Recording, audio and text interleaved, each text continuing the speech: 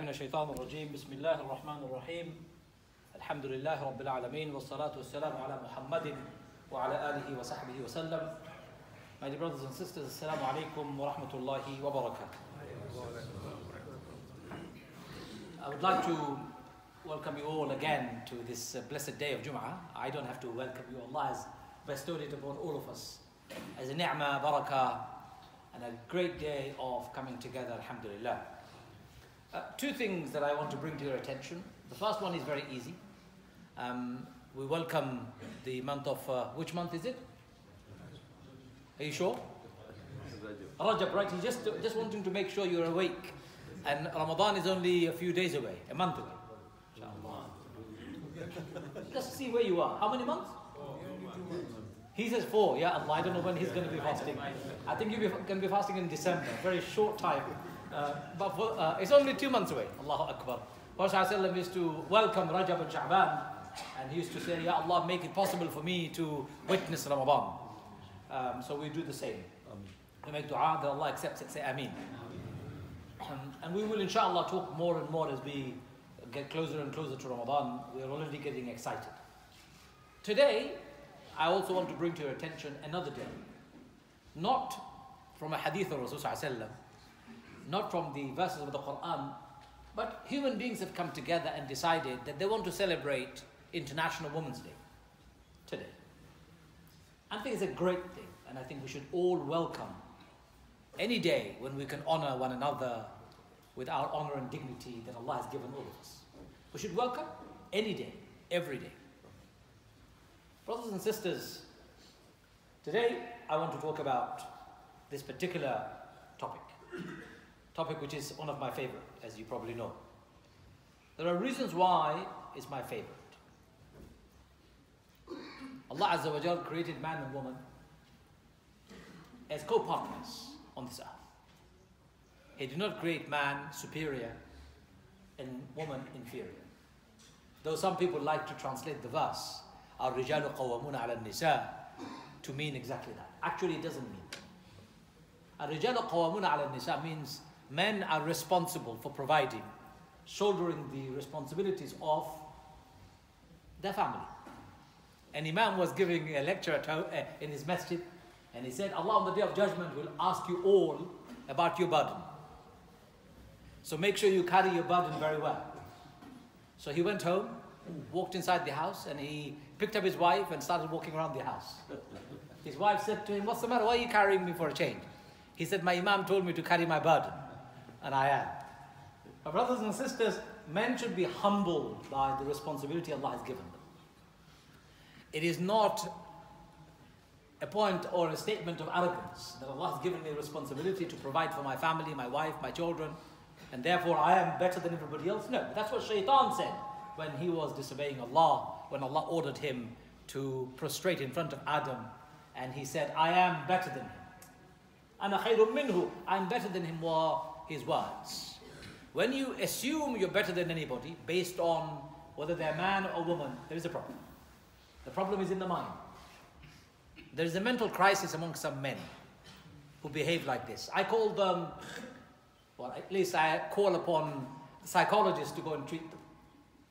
If you think your wife or your woman, in other words, woman folk as a whole, are somehow inferior to you, let me refer you to the psychology unit as soon as possible. Allah says in the Quran, O mankind, O humanity, surely we have created you out of a male and a female, and have made you into tribes and nations, so that you will get to know one another. Indeed, most honorable amongst you is the one who is most Allah conscious. Now I want you to imagine Adam alayhi salatu salam when he was created first. If Allah did not create Hawa with Adam, what would have happened? Adam would be alone. Allah's design is not for Adam to be alone. Allah's design is not for human beings to only have a male presence and not the opposite, female present, or only female present and not male present. Allah's plan isn't that.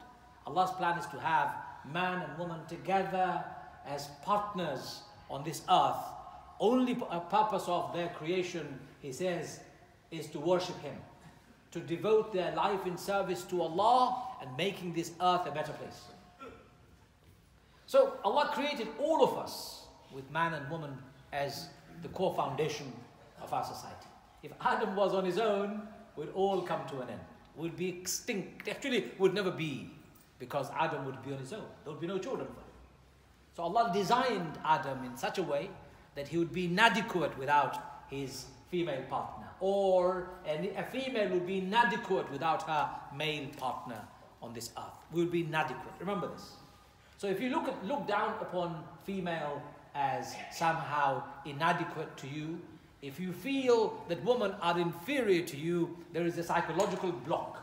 There is a problem in your mind that you need to sort out. Nothing can sort it out unless you, my brothers and sisters, wake up to realize that that is your duty and responsibility. Secondly, let me tell you something else. I am indebted to my mother. I don't know about you, but I am indebted to my mother. For what she has done to me, without her, I would not be.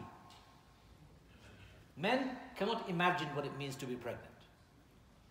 You cannot imagine. You can imagine maybe in your wildest imagination, but you cannot feel or understand what it means to have a foreign body, a human being growing inside you.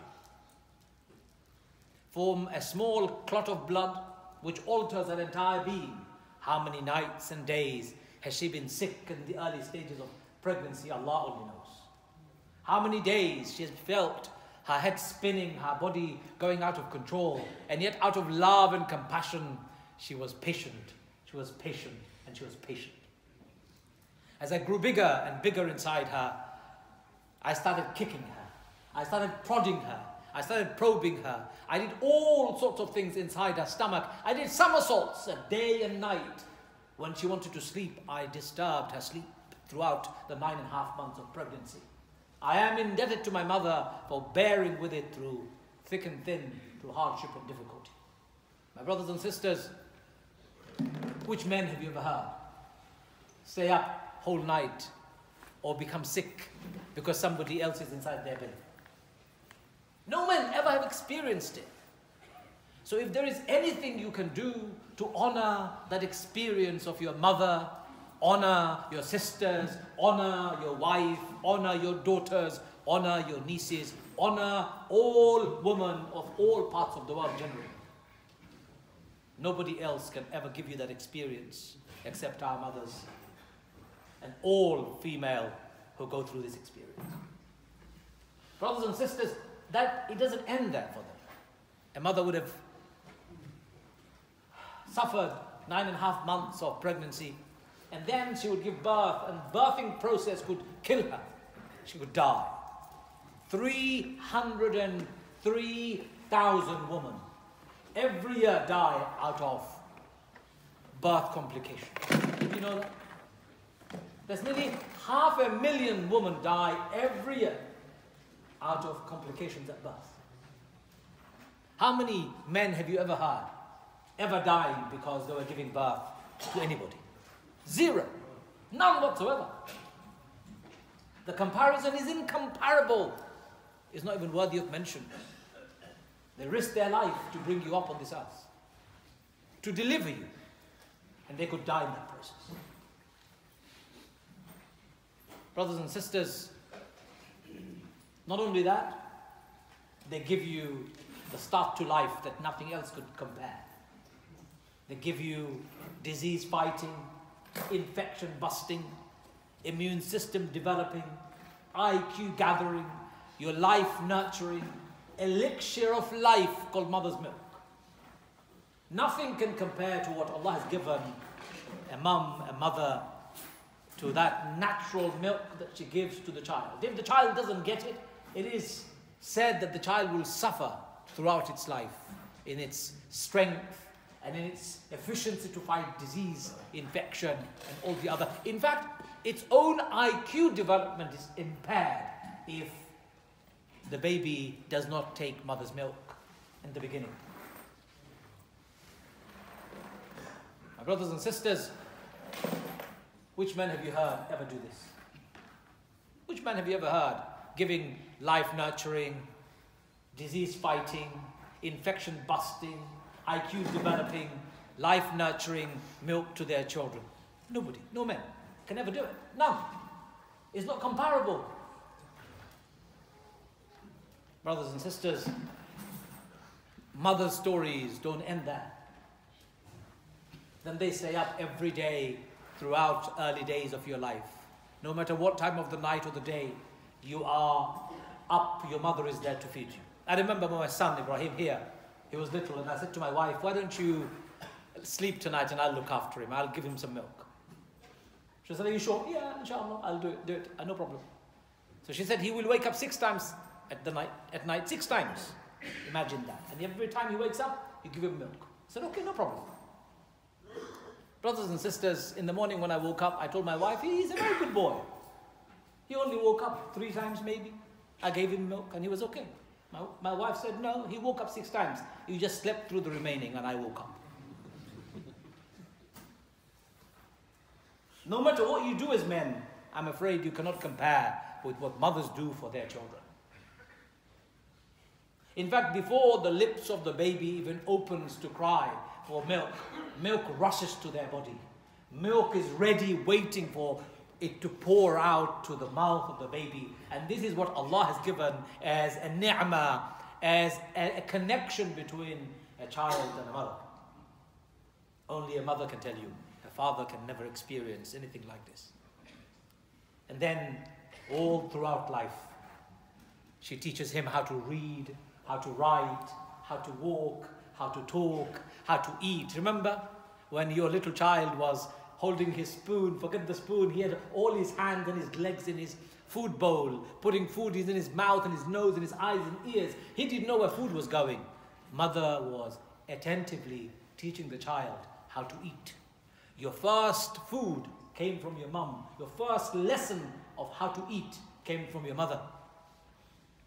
How to walk. When you fell down and scratched yourself and cried, she was the first one to run to you, to wipe your tears, hold you and give you a hug. And that hugging and wiping your tears never ends. Even if you are the president of the country, if your mother is still alive, she'll still worry about you. She'll still run to you. She'll still wipe your tears. She'll still give you a hug. And she'll still love you as a child. My brothers and sisters, women are our mothers. Women are our sisters. Women are our wives, our daughters, our nieces. What can we do but to honor them? Tell me. What else can we do but to honor them? I want to ask you to keep this in mind at the depth of your heart. Because without it, you will not honor any woman in the world. And if you dishonor a woman, you're dishonoring your own mother. You dishonor a woman, you're dishonoring your own mother. Prophet of Allah sallallahu alaihi wasallam, please tell me, ever dishonored a single woman in any part of his life, in anywhere, in any space he ever came across? Any woman. Please tell me one woman who had complained that Muhammad sallallahu alaihi wasallam dishonored me. Please give me one example. None whatsoever. The enemies of Islam have written many books against Islam, and to this date they have not written a single book about Prophet Muhammad sallallahu alaihi wasallam's character. They have written but false and fake one. No authentic tradition ever indicate, historical fact ever indicate that Prophet sallallahu alaihi wasallam ever dealt with a single woman in any other way but with respect and honor.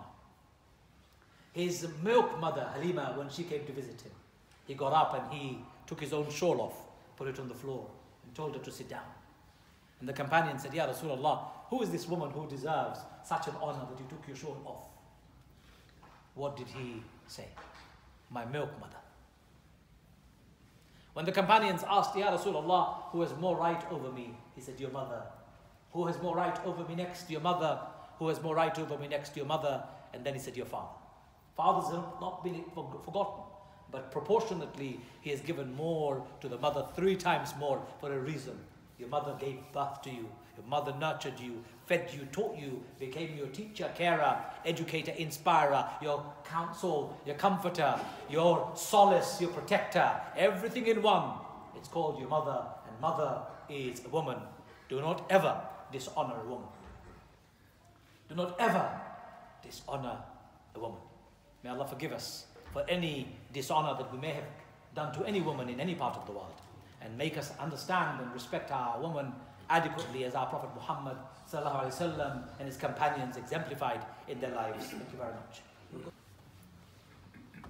أعوذ بالله من الشيطان الرجيم. بسم الله الرحمن الرحيم. الحمد لله رب العالمين. الحمد لله نحمده ونستعينه ونستغفره ونعوذ بالله من شرور أنفسنا ومن سيئات أعمالنا. من يهده الله فلا مضل له ومن يضلل فلا هادي له. ونشهد أن لا إله إلا الله وحده لا شريك له. ونشهد أن سيدنا حبيبنا محمدا عبده ورسوله. أرسله بالحق بشيرا ونذيرا وداعيا إلى الله بإذنه وسراجا منيرا. أما بعد. My dear brothers and sisters, I was talking about honoring our women, our ladies, our mothers, our sisters, our wives, our daughters, our nieces, women in general. We have a cultural crisis in our community. Some of our behavior when it comes to treating our women has nothing to do with Islam. It's more to do with our cultural upbringing. A few days ago, we had open mosque or visit our mosque event, as you probably have heard. Many non-Muslims, mashallah, came to our masjid and masajids across the country. In this masjid, a group of non-Muslims came, and one lady, a couple of ladies asked me this question directly. They said, we really like this mosque, it's very beautiful. We also like the fact that there is a space for men and women. But why do you have a screen in front of women? Why is there a barrier over there? And do women have to see the Imam on the TV screen or on the gaps of the screen that is in front? My brothers and sisters, my answer had to be authentic, genuine, and true. The authentic, genuine answer is, it has nothing to do with Islam. You don't like this? That's okay, no problem. But take it from me. This barrier has nothing to do with Islam whatsoever. Prophet of Allah sallallahu alaihi wasallam did not have that. In his masjid, men prayed at the front. Prophet sallallahu alaihi wasallam was on the mihrab at the front, speaking from his pulpit when it was needed, and sisters were at the back of the same hall. At best, historically you'll find that they created two doors for entrance and exit, because the number swelled and more people came to the masjid. But they never created a barrier or screen or a wall. They never banished their ladies to a broom cupboard far away from the mosque, barely audible, using inadequate audio system in most masajid. We're very fortunate, our system is fantastic. But there is a barrier here. Non-Muslims asking me, I told them this has nothing to do with Islam. This has everything to do with the cultural preferences of some of our people. So my brothers and sisters, let me ask you a question. Which cultural preference would you like to live in Britain? You're Libyan, you're Pakistani, you're Mauritian, you are Somali, you are Arab, you're Iraqi, you're Bangladeshi, you're Sri Lankan, you're Nigerian, you're Sudanese, you're Malaysian, you're Indonesian. Which cultural preference should we adopt in Britain? Which country of your ethnic origin should prevail in its cultural domination in this country? Please tell me. None. Islam only. Because when there is cultural plurality, that is Islam. Allahu Akbar. This is what Allah says in the Quran. I've created you in men and women, from a man and woman, and created you in tribes and nations so you get to know one another. What takes precedence, my brothers and sisters, is Islam, not your culture. I am not denouncing your culture. You can have your culture and celebrate it. If it contradicts Islam, then you should leave that which contradicts Islam.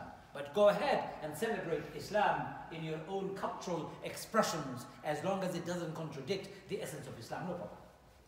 But why impose your cultural preference on a universal masjid where people of all background come and your own cultural preference has been imposed? Why?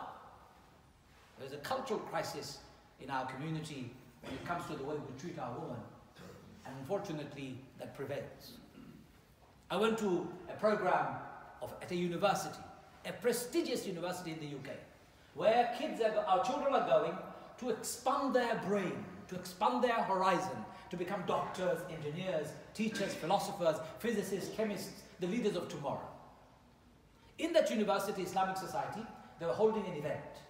That event, they had one side for men, one side for women, but there was a curtain right through the middle, in the university. So I asked the organizers, can you please tell me why do we have a curtain here? Well, brother, that's a sunnah. I said, please don't desecrate the sunnah of Prophet. There is no sunnah like this in the Prophet's time. Where do you find this? Oh, we prefer it. I said, okay, you prefer it? Fine. Let me ask people who are present. Brothers and sisters, please put your hand up to show me how many of you prefer this arrangement. Two hands up. Two hands went up. Everybody's hand went down. Two hands went up, everybody's hand stayed down. So two people have imposed their way on the rest of the population because of their own cultural preference, not because of Islam. So I said, wouldn't it be better, my brothers, those two of you who prefer to have a curtain, wouldn't it be better for you to have a curtain behind which you sit and everybody else sit and enjoy the lecture in an open public space, which is halal, and listen to the speaker and ask questions and engage in an adequate way? No, brother, we can't do that. But if you can't do that, where will I stand as a speaker? Should I stand on the brother's side or sister's side? You know, this is an absolute irrational behavior as far as I'm concerned. There is nothing like this in Islam. What Islam provides is a neutral space where man and woman can publicly interact in halal space such as a masjid. What is not allowed is for them to be private in a private space. Your own cultural preferences is not allowed. You can choose it for yourself. Don't impose it on the mosque. So I'm giving you an example or examples of how we have allowed men to dominate a particular way, often excluding our women. I went to a masjid not that long ago. I hesitate to call it a masjid, where my daughter and my wife were prevented from praying their Asr prayer because the mosque management said there is no space for ladies in this masjid. Did you know, according to scholars, such a place should not even be called a masjid? A place that excludes women, according to the scholars, is not even a masjid, because masjid cannot exclude anybody from praying, man or woman. My brothers and my sisters, I want you to be very, very clear. Quran and the Sunnah is clear about this. You may not be. We need to honor our women, our sisters, our mothers, the teachers of our children. I can hear people murmuring. If you dislike my words, please don't murmur and disturb other people from listening to khutbah. You have a difference of opinion, talk to me afterward. Don't murmur in the middle of the khutbah. Please listen. Prophet ﷺ did not make distinction between man and woman when he was teaching them. Prophet ﷺ did not exclude our sisters from his masjid when he was teaching them. Prophet ﷺ did not exclude them from asking questions. Prophet ﷺ had them in the same masjid asking the most embarrassing questions, and yet he did not exclude them. We have become a people who think we're superior and more knowledgeable than the Prophet of Allah sallallahu alaihi wasallam. May Allah forgive us and protect us from such thinking. My brothers and sisters, your cultural preferences, keep it to yourself and keep it in your own houses, if that's what you like. Can I tell you the honest truth? Do you know a number of Muslim boys and girls who are leaving Islam because of our rotten cultural imposition? Do you know how many? In their thousands, our boys and girls are leaving Islam on a daily basis because of cultural imposition. Islam is beautiful. Your culture may not be for them. You should thank Allah if they embrace Islam. You should not worry about the culture from where you come from. You like it, celebrate it, no problem. But don't impose it on people. Honoring our ladies, honoring our sisters means we provide them adequate, equal access to the masjid and the imams and the teaching facilities so that they can also grow like men grow in their knowledge and their piety, so they can become the adequate teachers of our children for the future. You entrust your wife to look after your children and you don't want her to have access to the imam, access to the masjid fully. Why? My brothers and sisters, not only do we see cultural imposition, but there is also an Islamic cultural prevalence that we see in our society that stems from some of our subcontinental culture that comes from other religions and other practices before we became Muslim in our ancestral times. I am begging our community to wake up and learn the Quran and the Sunnah and see how Prophet Muhammad ﷺ treated women. I'm asking all of us to learn, not impose your cultural preferences. And I'm asking you to honor our sisters, our mothers, our wife, our daughters and our nieces, so that they can be honored like Allah has given them honor. وآخر دعوانا أن الحمد لله رب العالمين.